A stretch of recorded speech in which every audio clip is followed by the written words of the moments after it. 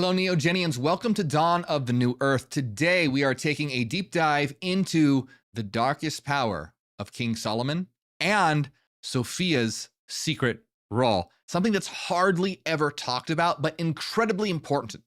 We're going to be exploring the idea of your mind as the temple and the demons as inner subpersonalities that you have to be able to understand how to command, to construct your inner temple.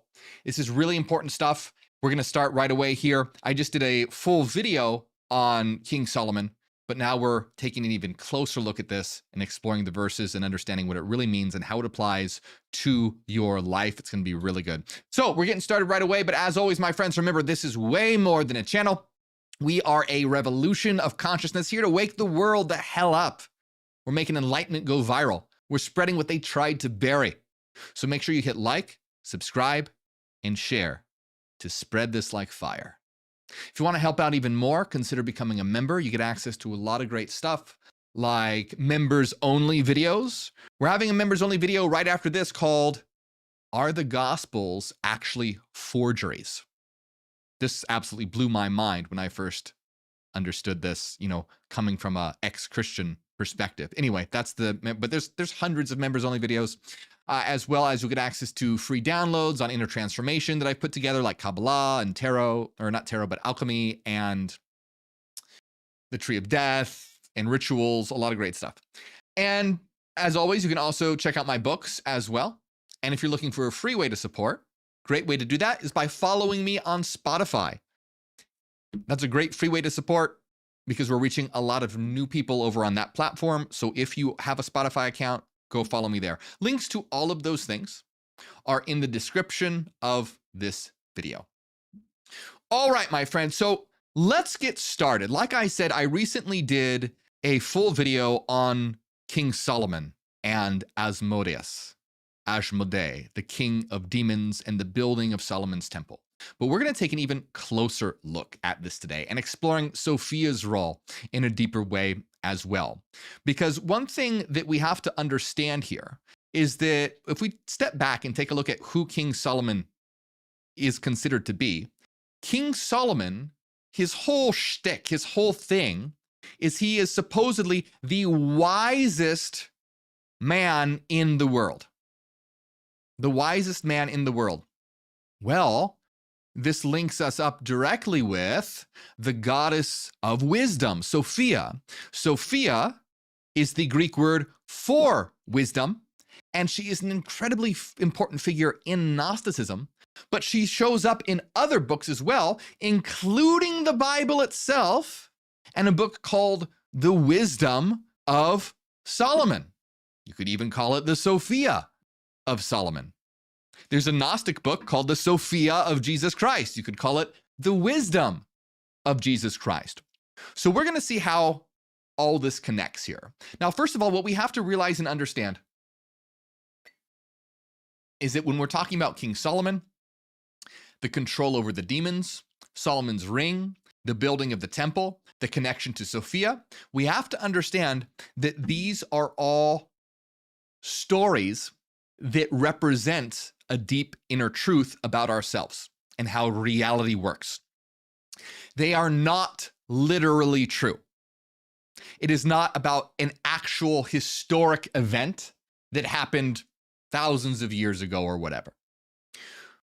What these stories do is, in a symbolic form, transmit a truth about ourselves and reality. It's kind of like this. If you look at the different apps on your phone, the different app symbols aren't actually real. They stand for something else. If you have an app with a little camera symbol on it, it's obviously not a real camera, but it allows you to access different aspects of your phone without having to be a coder.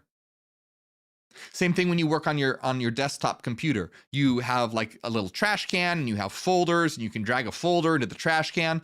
It's not like there's little teeny tiny trash cans or little tiny folders. These are symbols that allow you to understand and manipulate a process that's actually at a coding level, okay? So these stories are a bit like that. It's not exactly like that, but it's a bit like that. They are symbols that represent archetypes, which are structures of the psyche. Okay? So your psyche, your mind, your soul, because your soul is your mind, psyche literally means mind and soul. Psyche is the Greek word for soul, but it's also the Greek word for mind. So your mind, your soul operates on all of these patterns like a code. And these stories, like app symbols or icons, represent the organization and structure and evolution of your mind, soul, and psyche in a story form. Really important to understand that, really important to grasp that, because then everything changes. You have to understand these stories as archetypal symbolic structures representing those symbolic structures rather than actual historical events. Then everything changes when you understand that. So let's take a look at the key features here of the story of King Solomon. You obviously have King Solomon himself. You have the ring of Solomon. You have the demons that Solomon commanded. You have the temple that the demons built under the command of Solomon. You have Asmodee, the king of demons, or Asmodeus. And you have Sophia, the goddess of wisdom. Think of all these like different apps or different functions on your phone. All right? Now, the idea here is to organize your psyche in such a way that all these functions are interacting harmoniously. Now, on a phone, of course, it's designed to act harmoniously, so there's really no issue, unless you have a virus or something like that. But your mind is not like that. That's where the analogy is not complete. Your mind is more like an orchestra. Think of each structure as having its own instrument. If they are all playing their own song, it's totally out of tune. It's just chaos. It's just noise. But if you can conduct them and direct them, then you create a beautiful, harmonious symphony. Okay? So the story of King Solomon, understood this way, all right? Very important, understood this way, starts with the ring, okay? So King Solomon is given a ring by the archangel Michael, or Michael. And the testimony of Solomon says, the angel Michael brought me a little ring having a seal consisting of an engraved stone, and said to me, take, O Solomon, king, son of David, the gift which the Lord God has sent thee. With it thou shalt lock up all the demons of the earth, male and female, and with their help thou shalt build up Jerusalem, but thou must wear this seal of God. In other texts, it's said that it's typically understood that the ring of Solomon has, I believe, the name of God engraved on it. Yeah, so according to the Talmud, it says that he had a ring onto which a sacred name of God was carved, okay? So this is a ring with the sacred name of God. Now, the name of God is very important in understanding this. So if you look back to like the story of Lilith, when Lilith uttered the name of God, she became a being of immense power. So the name of God is a connection to something powerful. That's what that means. All right. So here's what's going on. King Solomon, when Solomon is wearing the ring engraved with God's name on it, that represents your higher connection to your higher self. That's what that represents. When you wear the ring engraved with God's name, that represents your connection to your higher self, your true self, not your egoic self, but your eternal soulful self. So King Solomon represents that when he is wielding the power of God with the ring engraved upon it with the name of God. That's that connection to the higher self. Now, when he has this ring, he's able to he's able to call forth and command the power of demons. What this means is that your demons represent all of your shadow forces, all your unconscious forces, all the aspects of yourself that reside in the background and can control your life, like wrath, envy, jealousy, greed, addiction, etc. And when you come to them from the authority of the higher self, you have the authority to command them and direct them. Because these powers are not necessarily evil. These powers are just energy, but they're directed in a negative way. And so what you are supposed to do is connect to your higher self and then command the power of demons. And this is not just in this particular tradition, but you find this in like the magic of Abremelin the Mage, where you first contact your Holy Guardian Angel, the HGA, which represents your higher self. Then with the authority of the Holy Guardian Angel, which represents your higher self, you then begin to encounter the demon kings and different hosts of demons and have them essentially bow to you and become subservient to you. Now, if this sounds really wild and out there, guess what? Modern psychology agrees with this. Modern depth psychology agrees with this, particularly Jungian psychology, as well as IFS therapy, which is internal family systems therapy. Okay? So Jungian psychology sees this in very much the same way. You have different unconscious complexes that reside in your mind, which are essentially your inner demons that have to be brought to light and coordinated with your psyche, your higher self, okay?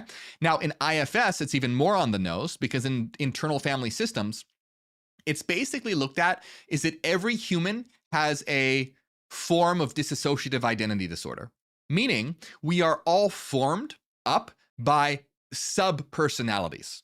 We have all these different competing subpersonalities. And in IFS, they call them managers, firefighters, and exiles. And for example, exiles are the wounded parts of you, like your wounded inner child.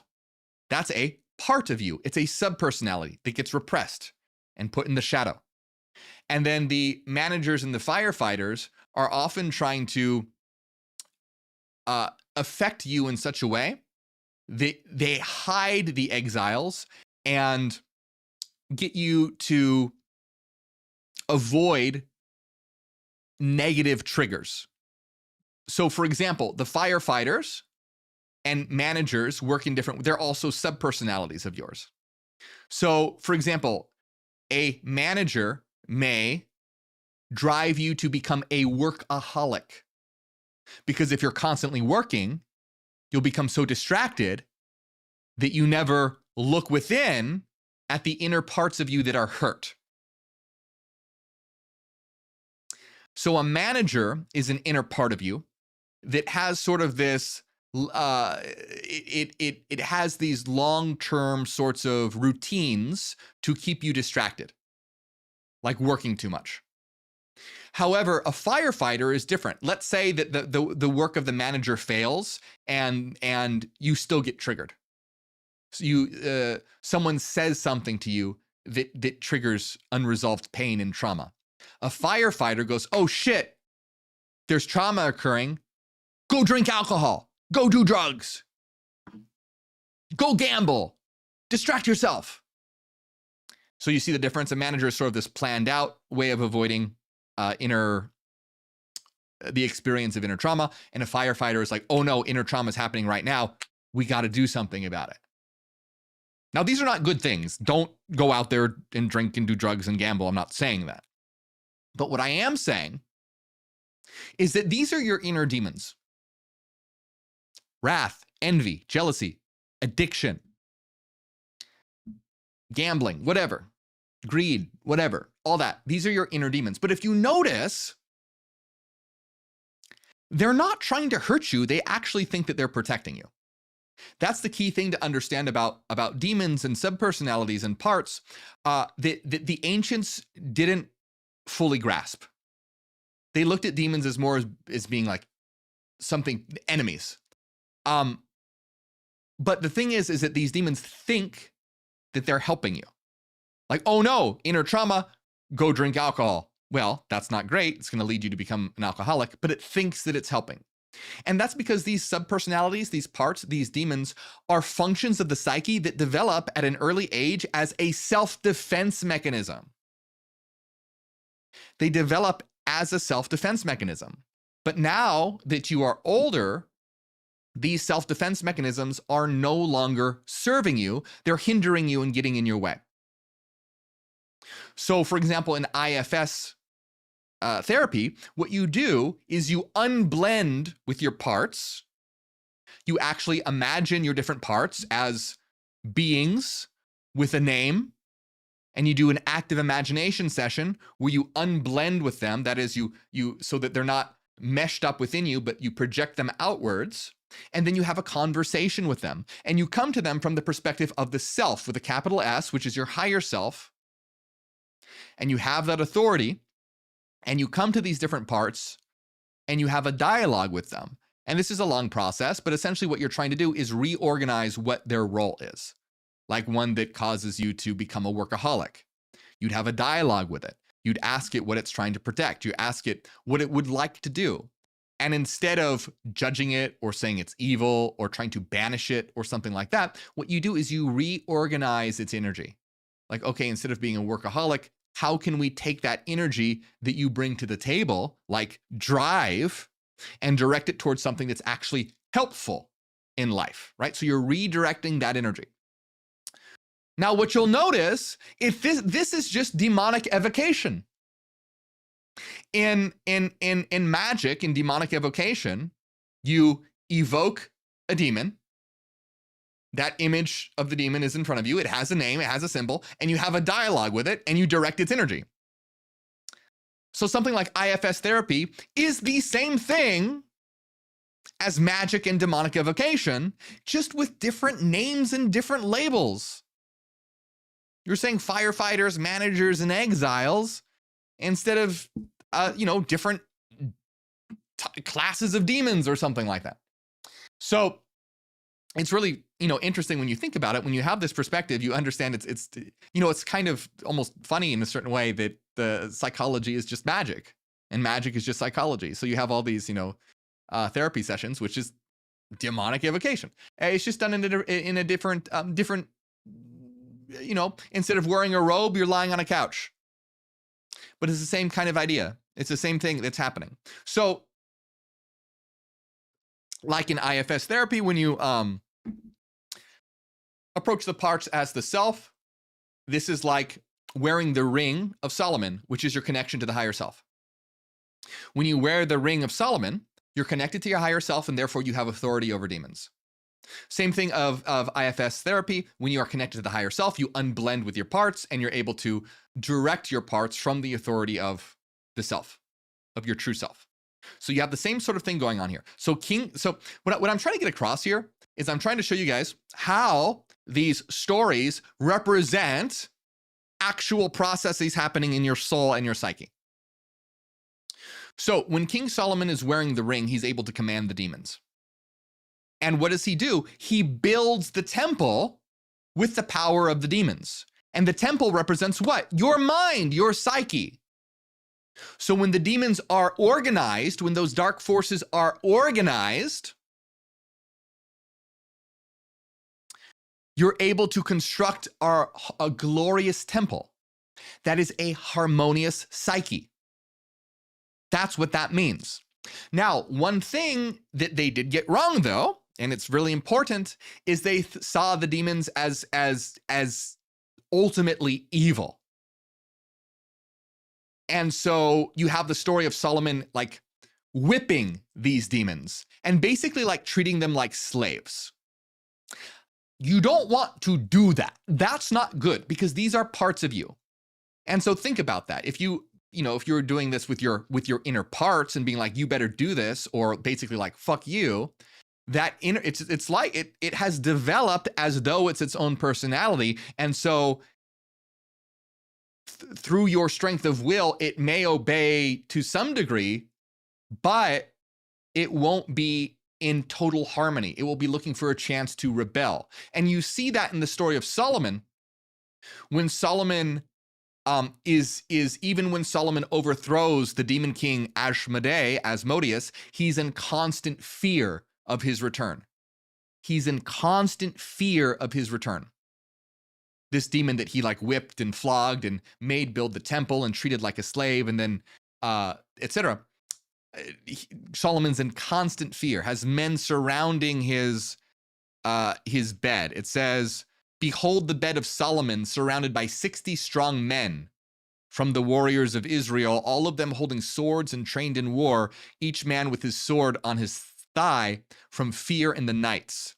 Solomon was filled with constant fear, trepidation, and terror at the thought of Asmodeus' return. So that's what happens. That's one of the key things that unfortunately the ancients got wrong most of the time, seeing these as forces to treat in a very ill way. So you could imagine if something else were done, instead of treating Asmodeus like this, but instead if Solomon befriended Asmodeus, not as an equal, but like, I have the authority of God, but here, join me, and with your power, we will both be raised into the light and transformed, because it's a part of you. Now you have Asmodeus willingly helping, and now you don't have to fear a return. And a return in terms of psychology, that's known as complex possession.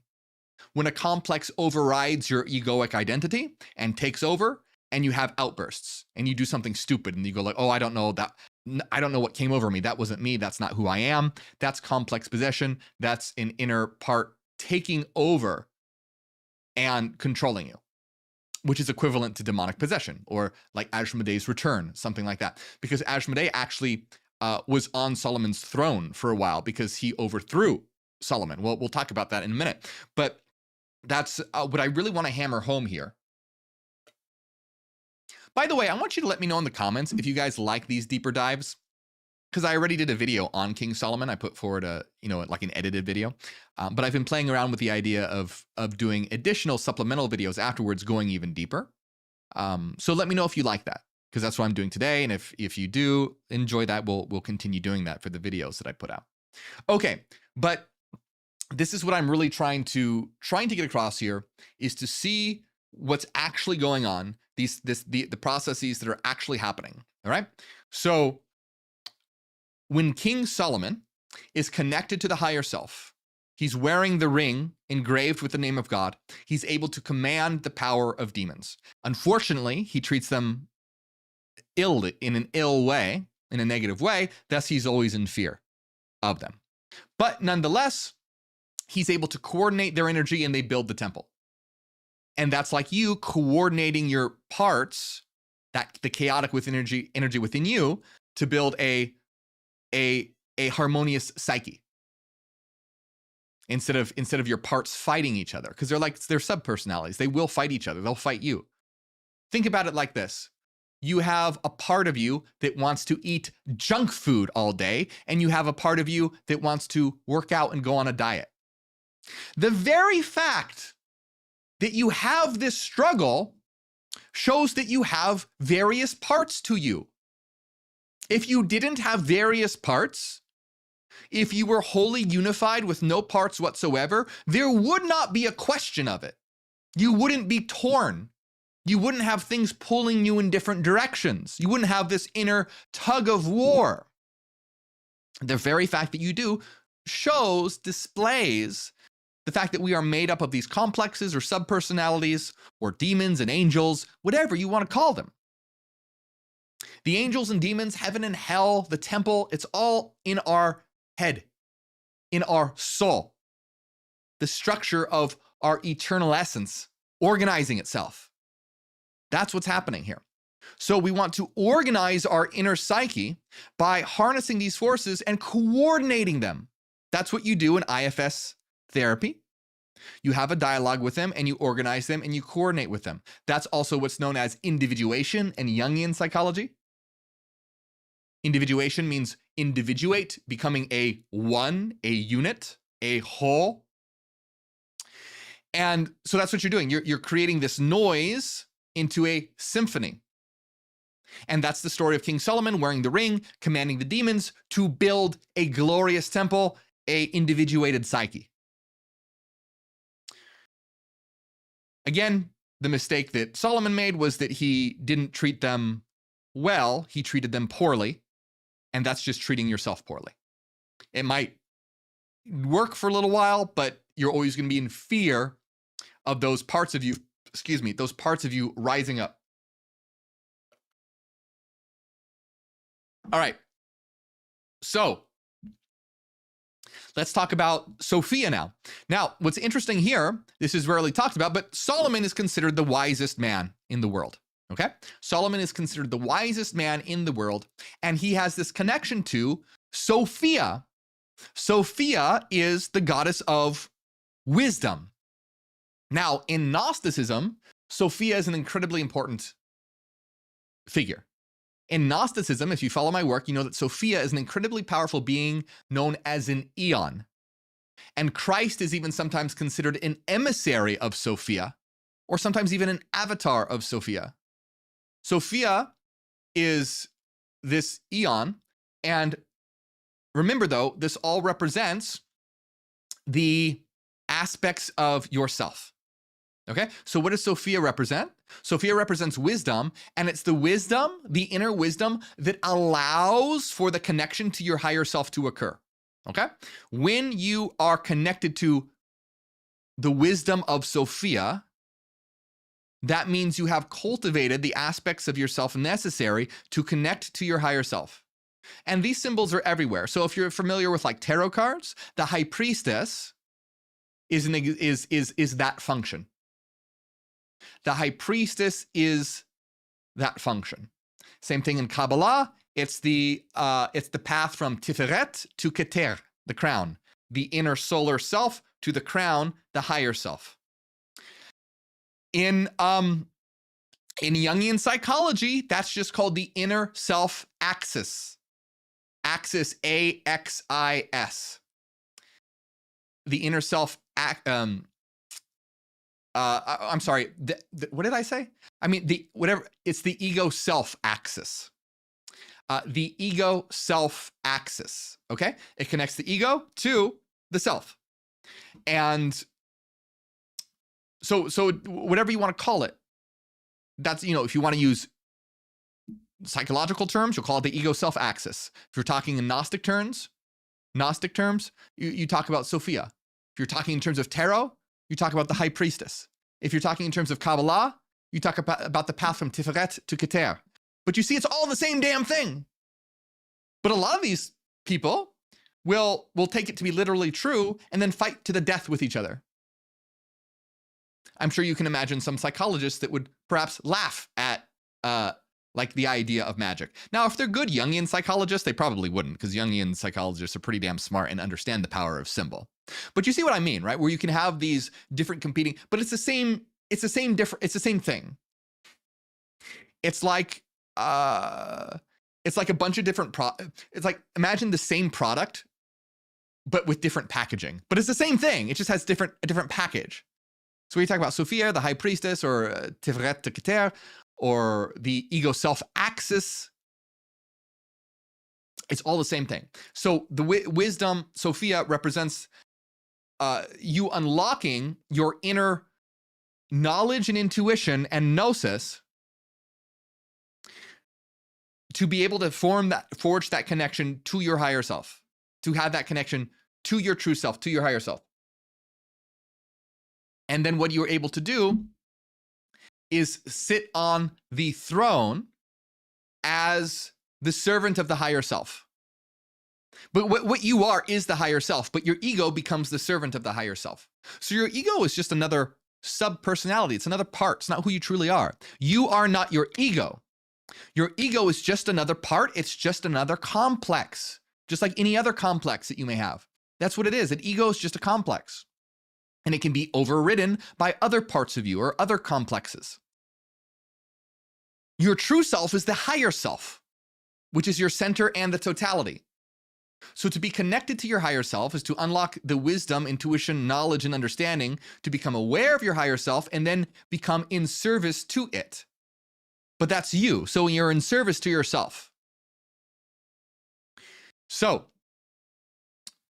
when King Solomon is married to Sophia or married to wisdom, he is able to wear the ring of God with the name of God and be connected to the higher self and command the demons in order to build the temple, which is an individuated psyche. All right, so let's talk about this. If we look at a book called The Wisdom of Solomon,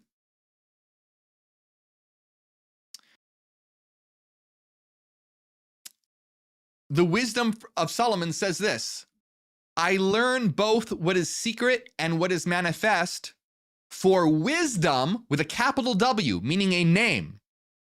I learned both what is secret and what is manifest, for wisdom, the fashioner of all things, taught me. Solomon learned what is secret and what is revealed from wisdom, Sophia, the fashioner of all things. Solomon was able to connect to his true self, higher self, through wisdom. It continues, there is in her a spirit that is intelligent, all-powerful, overseeing all. Because of her pureness, she penetrates all things, for she is a reflection of eternal light. In every generation, she passes into holy souls. She is in all of us. She passes into holy souls, meaning those who look within, unlock her. Christ is awakening. Sophia is the wisdom that you find when you look within, having awakened. Christ is an aspect of you. Sophia is an aspect of you. These are all icons. These are all symbols for your soul, for your structure, for your psyche. It's not about a guy who wore sandals and did magic tricks with fishes and loaves. It's about the aspect of you that represents inner awakening. That's Christ, who is the emissary of Sophia, because then once you are awakened, you look within and you find wisdom within, you find Sophia. And then that connects you to your higher self, which in Gnostic terms would be represented by Adamus, eye of light, the indestructible eye of light. So you have this trinity of light. We're not going to talk about that much today, but just as a side, you have Adamus, Sophia, and Christ. These are very, very important, a very important trinity. Awakening, the wisdom you find once you awaken, and then the connection and actualization of that wisdom to connect to your higher self through Adamus, okay? But we don't need to talk too much about Adamus today. That's a story for another time. If you want a video on that, let me know. But she passes into holy souls. She is more beautiful than the sun and excels every constellation of the stars. Compared with the light, she is found to be more radiant. Really powerful stuff. That's from a book called The Wisdom of Solomon.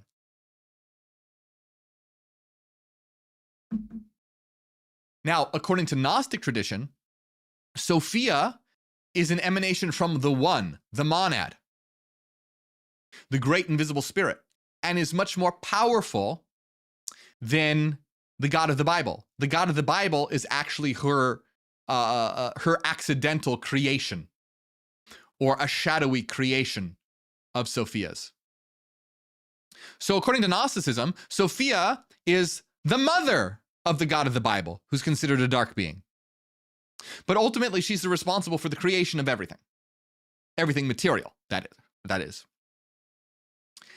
But guess what? She's also found in the Bible. In Proverbs, which is traditionally attributed to Solomon, you have Sophia speaking in the first person.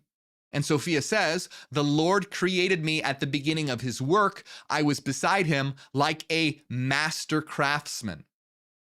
So even in the Bible, you have Sophia as this goddess that was the first creation of God, helping him create everything. So even though the details are slightly different depending on the tradition that you're looking in, there's a very common theme, a very common thread. You even see her in the book of Enoch. Is it the second book of Enoch? No, I think it's the first book of Enoch. First Enoch. I forget which chapter. But Sophia appears in there as well.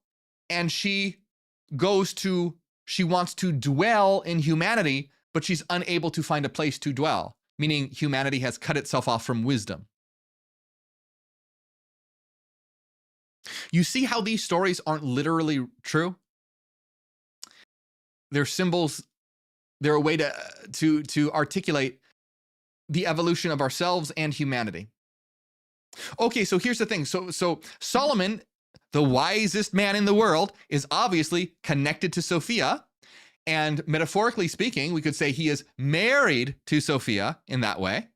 He is bonded with Sophia. He has integrated Sophia, and thus is capable of wearing the ring of God, thus meaning he is connected to his higher self and is able to command the 72 demons and to build a glorious temple, which is an integrated, individuated psyche, a soul, a harmonious soul, a harmonious mind, a harmonious psyche. But there's a problem. There's a very big problem.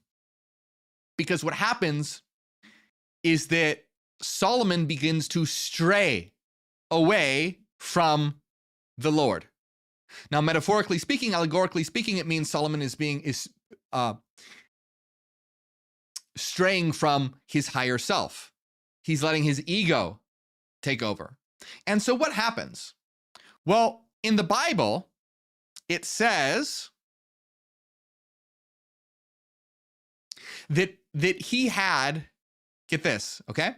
Among his wives were 700 princesses and 300 concubines. So he had 1,000 wives, 700 princesses, and 300 concubines. I mean, I don't know if they would consider the concubines wives, but regardless, he had at least 700 wives / princesses, and in addition to that, 300 concubines. So 1,000 women he had. That's a lot, okay? But it continues and says, and his wives turned away his heart. So this isn't literally about a guy who had 1,000 women.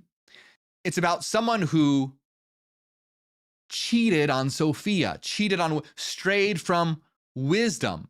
Because what does it say? It says that once, because Solomon had all these wives, they began to turn his heart away from the Lord, and he began to worship all these other gods and goddesses. It says Solomon followed Astarte, the goddess of the Sidonians, and Milcom, the abomination of the Ammonites. So Solomon did what was evil in the sight of the Lord. It continues and says, then Solomon built a high place for Chemosh, the abomination of Moab, and for Molech, the abomination of the Ammonites.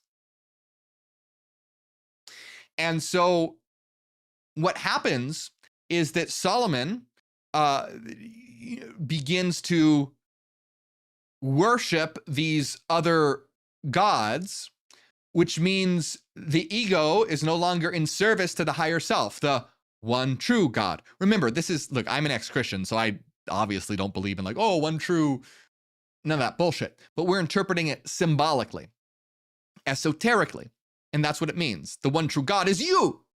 You are the one true God. And so to worship other gods means to elevate one of your parts as God. The greedy part, the lustful part, the whatever part. You are now in service to that part of you, rather than in service to the higher self, the totality of what your true self, who you actually are.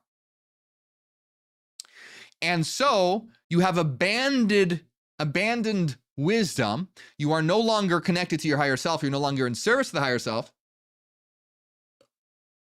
And you are now worshiping other gods. You are now in service to another complex of your psyche, let's say. So in this sense, you have essentially King Solomon cheating on Sophia with all these wives that lead him astray to worship these other gods. Remember, again, all metaphorical. So this simply represents discarding wisdom, and instead of being in service to your higher self, you begin to let different other aspects of yourself control the show, whether it's your ego itself or different complexes, other complexes. A complex of some kind, because your ego is a complex. It's a part. It's a subpersonality. So you are allowing that to be in control rather than your higher self. So what's really interesting, though, is remember that King Solomon, kind of the main guy that King Solomon gets to help build the temple is Asmodeus, the king of demons. If you saw my video, you know that. But remember, right, he didn't treat Asmodeus well. He treated him like shit. He whipped him. But do you remember what the demon Asmodeus actually does? So in a book called The Testimony of Solomon, it says this: "And I, Solomon, on hearing this, bound him," Asmodeus, "carefully, and ordered him to be flogged, whipped, with thongs of oxhide, and to tell me humbly what was his name, and what is his business." Now, again, remember, this is just inner therapy. This is demonification, but that's what you would do in therapy, except you wouldn't whip it. You would unblend with one of your parts, which you would visualize. You would ask it for its name, and you would ask what it does. But you would not, the important part is you come to it not from a part of, I'm going to fuck you up if you don't listen to me, but simply in terms of, I am in control and I have authority, and this is what we're going to do. You see the difference? You're commanding, you're firm, but you're not judgmental and cruel to your inner parts. But Solomon is, unfortunately. So Solomon is okay, Asmodee, I'm going to whip you and fuck you up. Now tell me your name, tell me what you do. And Asmodeus replies, "I am called Asmodeus among mortals, and my business is to plot against the newly wedded so that they may not know one another. And I sever them utterly by many calamities, and I waste away the beauty of virgin women and estrange their hearts. I transport men into fits of madness and desire when they have wives of their own, so that they may leave them and go off by night and day to others that belong to other men, with the result that they commit sin and fall into murderous deeds." Very important. So what's the main thing that Asmodeus does? Infidelity. And Solomon smiles to him and says, basically, "I will lay iron on thee to where? Chain you up. But thou shalt also make the clay for the entire construction of the temple, treading it down with thy feet." And I ordered them to give him 10 water jugs to carry, and the demon groaned terribly and did the work I ordered him to do. Okay? So Asmodeus is basically beaten into submission, and his energy is successfully redirected towards the building of the temple. However, he's not fucking happy about it. He's pissed. And so this represents not properly having a relationship with your inner part. That's why internal family systems is called family systems, because you treat it like a family. Not something to beat and whip into submission. Now you can come to it with authority and be very firm and commanding, but there's a difference. And we see that later on, Asmodeus ends up breaking free. And remember, what does Asmodeus do? He causes infidelity. And what happens to Solomon? Solomon turns away from wisdom, Sophia, and has all these wives and concubines. So esoterically, symbolically, in terms of psychology, we can understand this as trying to whip into submission a certain part of ourself, let's say lust. But instead of redirecting it in a way that is healthy, it's just beat into submission, it's going to break free and cause us to do something stupid. The complex will take over. And that's exactly what happens in the story of Solomon and Asmodeus. Solomon goes to Asmodeus after the temple is completed and goes, "Hey, Asmodeus, I've heard you're really strong. How are you so strong?" And Asmodeus basically goes, "If you take these chains off of me and give me your ring, I'll show you how strong I am." Let me see if I have that. Yes. "Give me your ring with God's name engraved on it, and I will show you my strength. Take off the chains, give me your ring, and I will show you my strength." And Solomon did it. Now, obviously, that's really stupid, right? That's a dumb thing to do. Why would Solomon do that? Because it's not a literal story. It didn't actually happen. The wisest man on earth wouldn't be like, "Hey, you know what, Mr. Demon? I'm going to give you my ring that literally controls you so you can show me how powerful you are." That's just stupid. It's because most of the stories in the Bible are stupid. Most of the Bibles in these religious, or most of the stories in these religious texts are stupid. They're dumb when you take them literally. But when you interpret them esoterically and psychologically and spiritually, everything changes. Because when you understand that giving over the ring to Asmodeus isn't a literal king being dumb, it represents a complex taking over and severing your connection to the higher self. What does Asmodeus do? Ashmodei, by the way, Ashmodei and Asmodeus, they're the same being. It's just different names for the same being. Asmodeus is Latin, and Ashmodei Hebrew, perhaps. I'm not entirely sure. So Ashmodei swallowed the ring. He swallowed the ring and grew until he placed one wing in heaven and one wing on the earth. And he flung Solomon away. But guess what happened? When Solomon was deposed from the throne, Ashmodei took his place. Ashmodei sat on the throne. Ashmodei sat in the throne and became king. And everyone in the kingdom thought that was King Solomon. Again, this would be a stupid, if it were taken literally, that wouldn't really make sense. But if you understand it esoterically, that's complex possession. That's a part of you, a complex, overriding your ego and sitting on the throne, in the driver's seat of your mind.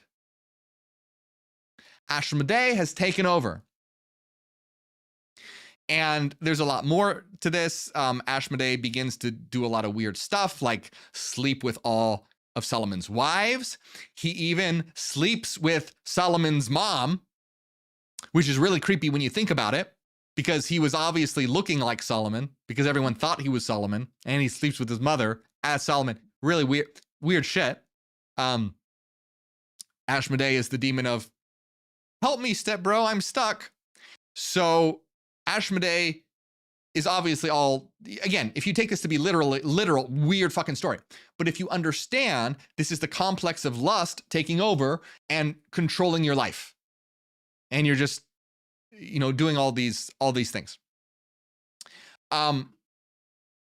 But eventually, eventually Solomon comes back, and eventually Solomon finds his way back. He gets his ring again. And when Ashmedai saw him, it says he flew off in the sky and escaped. So Solomon was able to overthrow Ashmedai, overthrow the complex, wear the ring again, and regain his connection to his higher self, wear the ring of God. But it says, even so, Solomon was filled with constant fear, trepidation, and terror at the thought of Ashmedai's return. And he has 60 warriors surround his bed at night in fear of Asmodeus, Ashmedai, whatever you want to call him. So this story is illustrating, organizing the psyche. The only thing that it really gets wrong is treating these inner aspects or complexes like something that you need to beat or treat poorly or torture to get them to do what you want to do. That's not going to happen. And even intuitively, it seems like they intuited this by writing about how Solomon was filled with constant fear. Because if you were truly connected to your higher self and have organized your inner parts, you are not afraid of your inner demons because they're part of you. In fact, when you are afraid of them, that's when they have power over you. So Solomon was never free of his demons. And Ashmedai controlled his life, even from the shadows in the background, causing him to have infidelity and stray from Sophia, from wisdom, and worship other gods, meaning other complexes.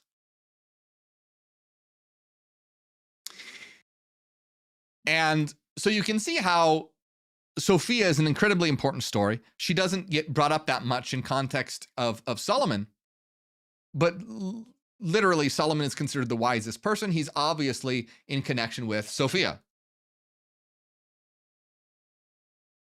But you can begin to see how all of these stories are essentially talking about the same thing, just in a different language. So the idea here is when we learn about Solomon, we learn about the temple, we learn about Sophia, we learn about all this. It's about constructing our own. We are Solomon. We are capable of wearing the ring. We are capable of commanding the demons. We are capable of constructing our own temple. That is what we're doing. That is what we're doing here. And it doesn't matter what system. If you don't like the Solomonic symbolism, you don't need to use it. You can use Gnostic symbolism. I prefer Gnostic symbolism, to be honest, but Solomonic symbolism is still pretty cool. I just happen to resonate more with Gnostic symbolism. You could use the symbolism of tarot. Tarot, if you look at tarot, you could look at again as the high priestess would be your connection to wisdom, Sophia, the ego self axis. All the minor arcana would be the different complexes that you need to organize and harmonize. The court cards are different aspects of the personality, etc. It's the tarot would be equivalent to the temple, which is equivalent to your psyche. None of these things are literally true. They're all different symbolic ways of trying to get you to connect to yourself, because your unconscious doesn't communicate in words. It communicates in the language of symbolism. That's key. That's why we talk in symbols, because that's how it's right brain. Your unconscious is related to the right brain, holistic thinking that thinks in terms of meaning and symbolism, not linear, logical, rational, discursive thinking of the left brain.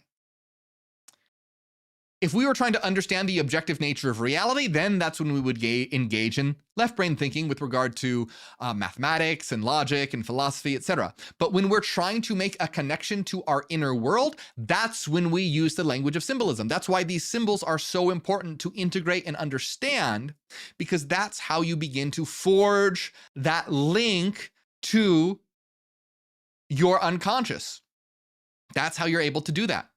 We need both. We need both left brain and right brain. We need to marry the two together.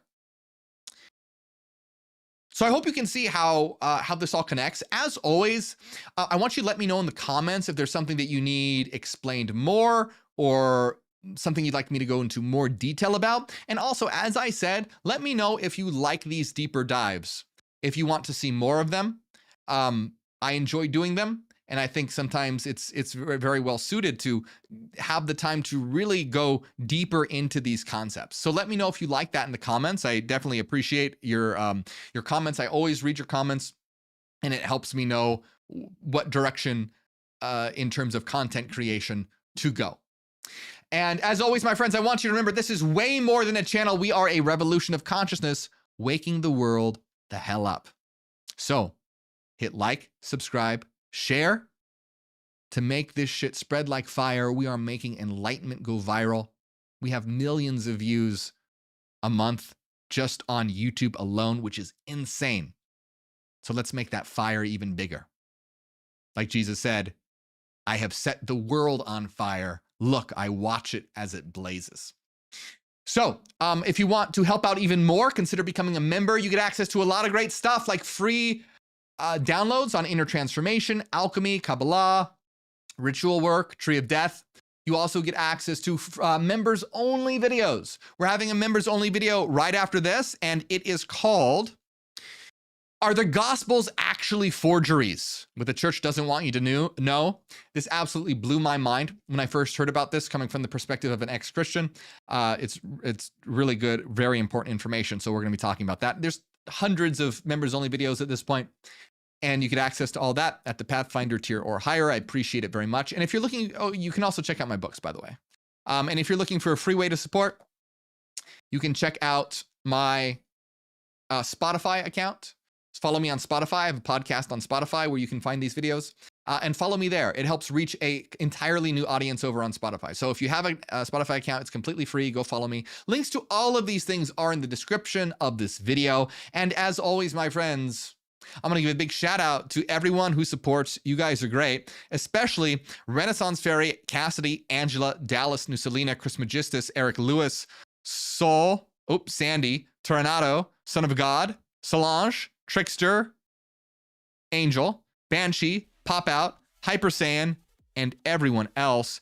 Thank you very much. My name is Morgue. I am Neogenian and Ad Astra.